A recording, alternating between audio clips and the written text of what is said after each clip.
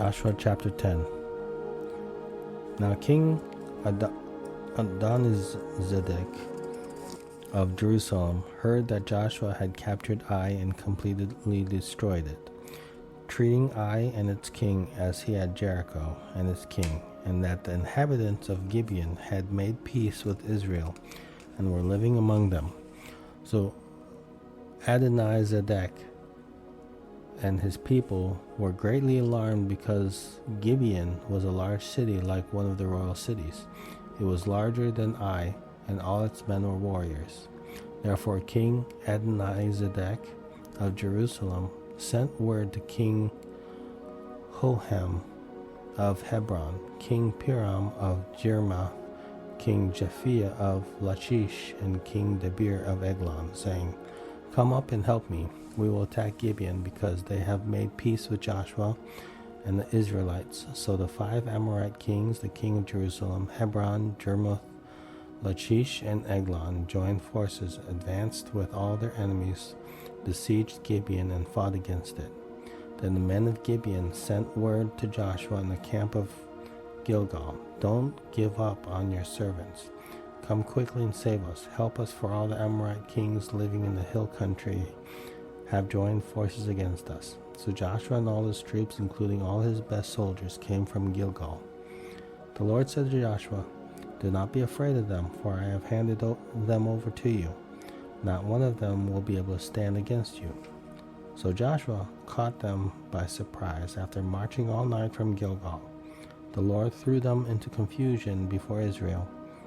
He defeated them in a great slaughter at Gibeon, chasing them through the ascent of Beth Horon, and struck them down as far as Azekah and Makkedah, as they fled before Israel. The Lord threw large hailstones on them from the sky along the descent of Beth Horon all the way to Azekah, and they died. More of them died from the hail than the Israelite killed with the sword. On the day the Lord gave the Amorites over to the Israelites, Joshua spoke to the Lord in the presence of Israel. "Sun, stand still over Gibeon, and moon over the valley of Ajalon." And the sun stood still, and the moon stopped, until the nation took vengeance on its enemies. And isn't this written in the book of Jashar? So the sun stopped in the middle of the sky and delayed its setting among almost a full day. There has been no day like it before or since, when the Lord listened to a man, because the Lord fought for Israel. Then Joshua and all Israel with him returned to the camp at Gilgal. Now the 5 defeated kings had fled and hidden in the cave at Makkedah. It was reported to Joshua, "The 5 kings have been found. They are hiding in the cave at Makkedah." Joshua said, "Roll large stones against the mouth of the cave, and station men by it to guard the king. But as for the rest of you, don't stay there. Pursue your enemies and attack them from behind. Don't let them enter their cities, for the Lord your God has handed them over to you." So Joshua and Israelites finished inflicting a terrible slaughter on them until they were destroyed. Although a few survivors ran away to the fortified cities, the people returned safely to Joshua in the camp at Makkedah, and no one dared to threaten the Israelites. Then Joshua said, "Open the mouth of the cave, and bring those 5 kings to me out there." That is what they said. They brought the 5 kings of Jerusalem, Hebron, Jermuth, Lachish, and Eglon, to Joshua out of the cave. When they had brought the kings to him, Joshua summoned all the men of Israel and said to the military commanders who had accompanied him, "Come here and put your feet on the necks of these kings." So the commanders came forward and put their feet on their necks. Joshua said to them, "Do not be afraid or discouraged. Be strong and courageous, for the Lord will do this to all the enemies you fight." After this, Joshua struck them down and executed them. He hung their bodies on 5 trees, and they were there until evening. At sunset, Joshua commanded that they be taken down from the trees and thrown into the cave where they had hidden. Then large stones were placed against the mouth of the cave, and the stones are still there today. On that day Joshua captured Makkedah and struck it down with the sword, including its king. He completely destroyed it and everyone in it, leaving no survivors. So he treated the king of Makkedah as he had the king of Jericho. Joshua and all Israel with him crossed from Makkedah to Libnah and fought against Libnah. The Lord also handed it and its king over to Israel. He struck it down, putting everyone in it to the sword, and left no survivors in it. He treated Libnah's king as he had the king of Jericho. From Libnah, Joshua and all Israel with him crossed to Lachish. They laid siege to it and attacked it, and the Lord handed Lachish over to Israel. And Joshua captured it on the second day. He struck it down, putting everyone in it to the sword, just as he had done it to Libnah. At that time King Horam of Gezer went to help Lachish, but Joshua struck him down along with his people, leaving no survivors. Then Joshua crossed from Lachish to Eglon, and all Israel with him. They laid siege to it and attacked it. On that day they captured it and struck it down, putting everyone in it to the sword. He completely destroyed it that day, just as he had done to Lachish. Next, Joshua and all Israel with him went up from Eglon to Hebron and attacked it. They captured it and struck down its king and all its villages, and everyone in it with the sword. He left no survivors, just as he had done at Eglon. He completely destroyed Hebron and everyone in it. Finally, Joshua turned toward Debir and attacked it, and all Israel was with them. He captured it, its king, and all its villagers. They struck them down with the sword and completely destroyed everyone in it, leaving no survivors. He treated Debir and its king as he had treated Hebron and as he had treated Libnah and its king. So Joshua conquered the whole region, the hill country, the Negev, the Judean foothills, and the slopes, with all their kings, leaving no survivors. He completely destroyed every living being, as the Lord, the God of Israel, had commanded. Joshua conquered everyone from Kadesh Barnea to Gaza and all the land of Goshen, as far as Gibeon. Joshua captured all these kings and their land in one campaign, because the Lord, the God of Israel, fought for Israel. Then Joshua returned with all Israel to the camp of Gilgal. Joshua 11. When the king Jabin of Horizon Hazor heard this news, he sent a message to King Jabab of Madon, the king of Shirmon and Akshapha, and the king of the north in the hill country, the Arabah, south of Chernath, the Judean foothills, and the slopes of Dor to the west, and the Canaanites in the east and west, the Amorites, Hittites, Perizzites, and Jebusites in the hill country, and the Hivites at the foot of Hamron in the land of Mizpah. They went out with all their armies, a multitude as numerous as the sand on the seashore, along with a vast number of horses and chariots. All these kings joined forces. They came and camped together at the water of Merom to attack Israel. The Lord said to Joshua, "Do not be afraid of them, for at this time tomorrow I will cause all of them to be killed before Israel. You are to hamstring their horses and burn their chores. So Joshua and all his troops surprised them at the water of Merom and attacked them. The Lord handed them over to Israel, and they struck them down, pursuing them as far as Greater Sidon and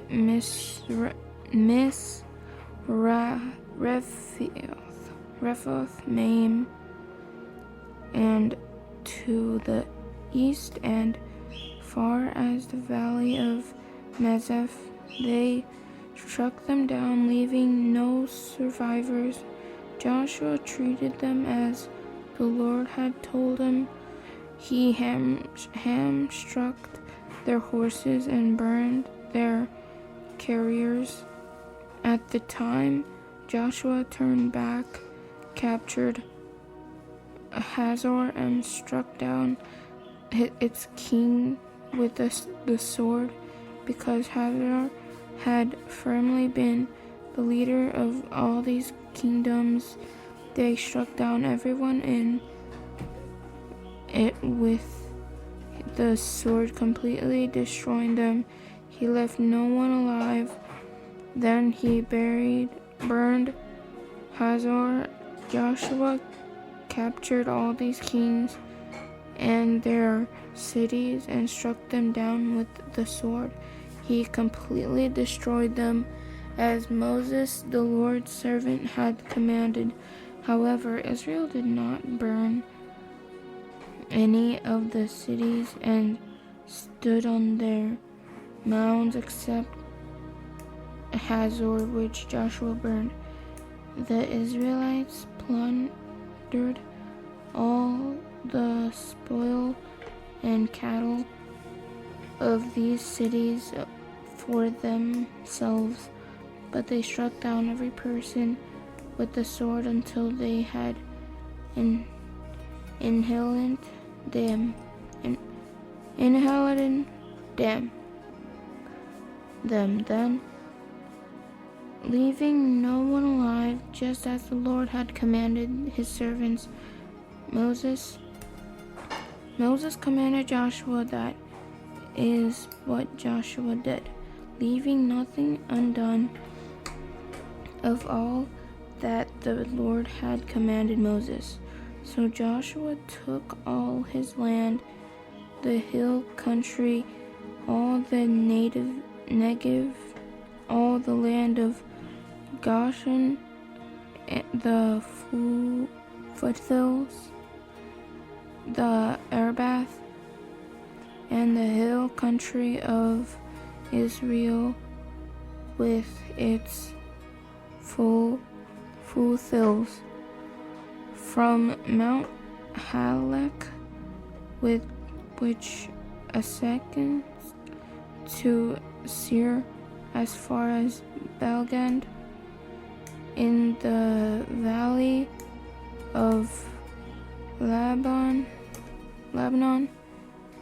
at the foot of Mount Hermon. He captured all their kings and struck them down, putting them to death. Joshua waged war with all these kings for a long time. No city made peace with the Israelites except the Hivites who inhabit Gibeon.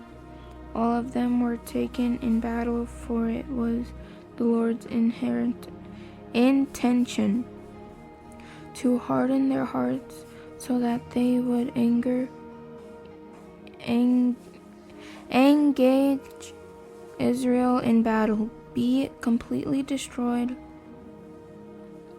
without mercy, and be annihilated, just as the Lord had commanded Moses. At the time Joshua proceeded to exterminate exterminate the Anakim from the hill country, Hebron, Debir, and Neb, all the hill country of Joshua and Israel. Joshua completely destroyed them with their cities. No Anakim were left in the land of the Israelites except for some remaining in Gaza, Gath, and Ashdod.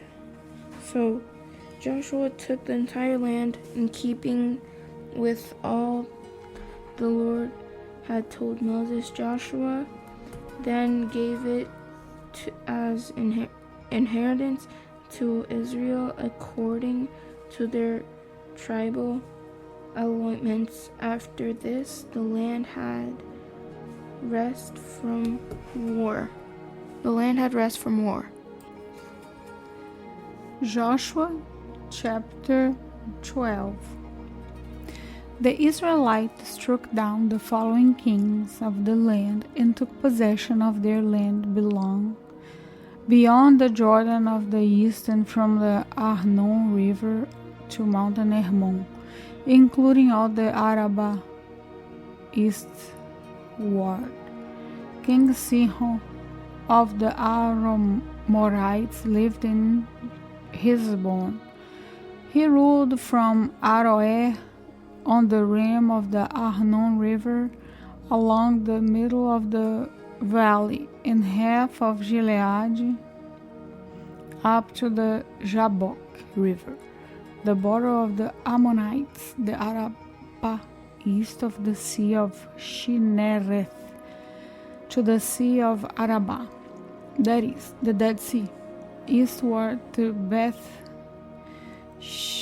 Jeshimoth, and southward below the slopes of Pisgah. King of Og of Bashan, of the remnant of Ephraim, lived in Ashtaroth and Edrei. He ruled over the Mount Hermon, Salekah, or Bashad, up to the Jerurite and Makahite border, and half of Gilead to the border of King Sihon of Heshbon. Moses, the Lord's servant, and the Israelites struck them down, and Moses, the Lord's servant, gave their land as an heritage to the Reubenites, Gadites, and half of the tribe of Manasseh. Joshua and the Israelites struck down the following kings of the land beyond the Jordan to the west, from Baal Gad in the valley of Lebanon to Mount Halak, which ascends towards Seir. Joshua gave their land as an inheritance to the tribes of Israel according to their allotments. The hill country, the Judean foothill, the Arabah, the slopes, the wilderness, and the Neveg, the land of the Hittites, Amorites, Canaanites, Perizzites, Hivites, and Jebusites. The king of Jericho, 1. The king of Ai, which is next to Bethel, 1. The king of Jerusalem, 1. The king of Hebron, 1. The king of Harmuth, 1. The king of Lachish, 1. The king of Eglon, 1. The king of Gezer, 1. The king of Debir, 1. The king of Jedeh, 1. The king of Horma, 1. The king of Arad, 1. The king of Libina, 1. The king of Abulan, 1. The king of Makada, 1. The king of Bethel, 1. The king of Tapua, 1. The king of Hefer, 1. The king of Apek, 1. The king of Lajaron, 1. The king of Madon, 1. The king of Azor, 1. The king of Shimon, 1. The king of Ashhath, 1. The king of Tanash, 1. The king of Megiddo, 1. The king of Kedesh, 1. The king of Coquimean in Carmel 1, the king of Dor in Napatidor 1, the king of Goim in Gilgal 1, the king of Tirzah 1, the total of all kings 31.